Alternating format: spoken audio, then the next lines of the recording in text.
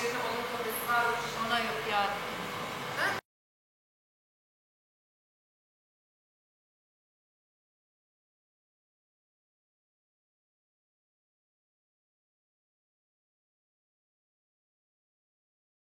E, 2019 yılında Battalgazi Belediyesi Kadın Kooperatifini açmış olduk.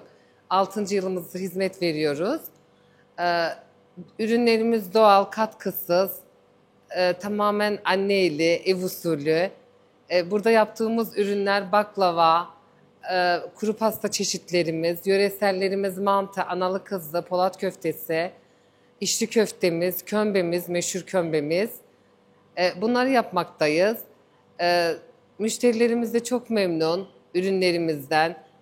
Siparişlerimiz çok oluyor. Gayet güzel gidiyor. Satış yerimiz Gazi Parkı'nın yanında, Battalgazi'nin Kadın Kooperatifi ismiyle. Burası üretim yerimiz. Orada da satışlarımız oluyor günlük.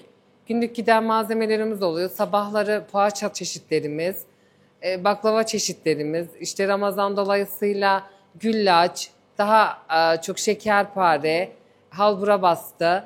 Bu çeşit baklavaları yapıyoruz, tatlılar yapıyoruz, yöreseller. Battalgazi Belediye Başkanımız Bayram Taşkın Beyefendi'ye burada teşekkürlerimi iletmek istiyorum.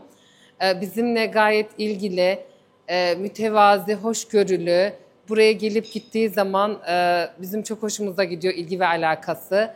Çok teşekkür ediyorum.